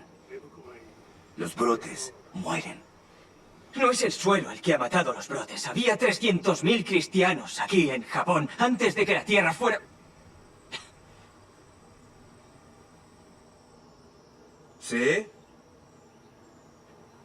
Envenenada. Sí. Y un poco esta idea de que no es posible una traducción, de que el trabajo de los jesuitas que intentan trasplantar el cristianismo ahí fracasa, porque los japoneses simplemente es que son categorías ajenas y no van a entender nunca lo que es el cristianismo, y eso se apunta al final cuando se sugiere la idea de, es que cuando los jesuitas les explicaban no sé qué, Dios, ellos entendían, pensaban en otra cosa, ¿no? En el sol o cosas en el sol. Sí, ahí hay como un planteamiento trágico, ¿no? Que yo creo que de alguna manera ya está en la novela. Yo reconozco que no he leído la novela entera, leí algunas partes sueltas para poder escribir esta parte del libro, pero me gustaría leerla entera. Y hay un planteamiento un poco, desesperado, ¿no? De decir que, bueno, en el fondo el cristianismo se basa en una serie de categorías de raigambre occidental, ¿no? Judeocristiana, que son difícilmente trasladables a otro mundo tan lejano como es el mundo japonés, ¿no? Y ahí está un poco la tragedia que impregna la película, ¿no? Y cómo la misión de los protagonistas parece destinada al fracaso desde el comienzo. Sí, o sea, es una película sobre el tema del fracaso, ¿no? Es como todo, ¿no? Todo nos habla de fracaso, ¿no? Un fracaso cada vez más estrepitoso, ¿no? O sea, al final ya es cuando no se puede fracasar más, pues más fracaso, ¿no? O sea, es como muy acentuado todo eso. Y bueno, tampoco sí que es verdad que apunta en esa dirección, tampoco resuelve claramente esta cuestión, pero sí que creo que la película, en lo que atañe al protagonista, a Rodríguez, sí que creo que sugiere que ese fracaso es la ocasión para él de encontrarse con Dios, ¿no? Creo que puede ir a apuntar hacia esa... que es también lo que ha sido muy polémico de la película, ¿no? Sí, y de pero cuando jugando se estrenó. un poco con la idea de una duda de fondo que niega la posibilidad de alcanzar una verdad. Sí. A ver, un tema muy grande es el de la conciencia, ¿no? Sí. Pero sobre todo la forma de resolverlo parece sugerir que no es posible encontrar una verdad y que al final lo que uno acaba abrazando pues es algo que trasciende todo asentimiento a una verdad. Sí. En contraste con otras películas que mencionas como La vida oculta de Terrence Malick, por ejemplo, o Hacksaw Ridge, ¿no? La de Hasta el último hombre, donde las crisis de conciencia se plantean, bueno, clásicamente en Un hombre para la eternidad, como algo que toda tu identidad depende de esa decisión clave, ¿no? Pero hay una verdad por la cual vale la pena dar la vida, versus Silencio, donde se supone más que esa verdad no es tanto algo por lo que valga dar la pena. Efectivamente, sí. Vale la pena dar la vida, perdón, no es lo que he dicho. Sí, te he entendido. Pues sí, ahí efectivamente, ahí hay un marco clásico, ¿no? Que aparece muy bien planteado en Un hombre para la eternidad, la película sobre Santo Tomás Moro, donde la fidelidad a una verdad, que no es una verdad abstracta, una verdad ideal, ¿no? En el sentido utópico, sino que realmente es una verdad que puede mover la propia vida, que puede alimentar la vida, puede llenar el corazón, y que la fidelidad a esa verdad va unida con la identidad, ¿no? Con que uno siga siendo fiel a quien es, ¿no? Como le dice Tomás Moro a su hija, ¿no? Como cuando una persona hace un juramento es como si tuviera su yo entre los dedos y basta mover un poco las manos para que todo eso se derrame como el agua y no se pueda recuperar. Pues Vida oculta, también Hasta el último hombre, siguen esa línea, ¿no? De que sí que es posible ser fiel a una verdad por la que vale la pena dar la vida, ¿no? A veces dar la vida en el día a día y otras veces dar la vida de un modo más radical, como es el caso de Vida oculta. Pero Silencio cuestiona esto, ¿no? Y viene a decir que la verdad nunca se entiende de esta manera, ¿no? Como algo que realmente pueda integrarse en la propia vida y llenar la vida, llenar el corazón, sino que al final como que predomina ese aspecto como más dogmático, más frío, más impositivo de la verdad, y en el largo plazo pues esa verdad se descubre como inhumana, ¿no? Entonces la resolución es que vale la pena dejar de lado esa verdad a la que se ha querido aferrar con tanta fuerza el protagonista, hasta que llega un momento en que dice no, la suelto porque es inhumano seguir aferrándome a esto, para aferrarse o para abrazar lo contrario, que sería la bondad, ¿no? Sería como si verdad y bondad fuesen dos cosas antagónicas en el largo plazo, ¿no? Es el dilema al que conduce la situación de Silencio, la situación del clímax, ¿no? Que está como tan construida para que el espectador llegue a representarse estos dos conceptos como antagónicos, que en ese sentido es un planteamiento un poco puñetero, por así decirlo. Bueno, está hecho precisamente para plantear ese dilema así, que atenta contra la raíz de ciertas... Claro, como que juega con una premisa, o sea, lleva al espectador a aceptar una premisa que quizá pues no es así, ¿no? Pero como en el desarrollo narrativo vamos entrando y entrando en ese planteamiento, y cuando llega el clímax, nosotros espectadores aceptamos esa oposición y decimos, es verdad, vale la pena dejar de lado esa verdad dogmática para aceptar la bondad, que es algo realmente humano, ¿no? Que es lo que es realmente humano, ¿no? Entonces, sí, a eso me refería más o menos con ese drama final. Nos estamos quedando sin tiempo, por desgracia. Llegamos al final de nuestra entrevista. Te voy a plantear la última pregunta, ¿vale? Si te parece, y concluimos. Bueno, es una pregunta más personal. De entre todas las muchas películas que mencionas en tu libro, El silencio de Dios en el cine, tus tres favoritas, ¿cuáles dirías que son? ¿Y por qué? ¿Vale? Y ya con eso concluimos. Bueno, pues mis tres favoritas del libro yo creo que serían, bueno, por un lado una película que no ha salido mencionada, pero que me parece muy redonda, que es de Dioses y Hombres, una película francesa estrenada en 2010 que tiene escenas realmente conmovedoras y muy, muy logradas. Sobre todo la escena de la cena hacia el final de la película es una maravilla. Junto con Dioses y Hombres yo creo que también estaría Silencio, que pese a todos estos tejemanejes, ¿no?, que tiene la película, yo creo que es una gran película.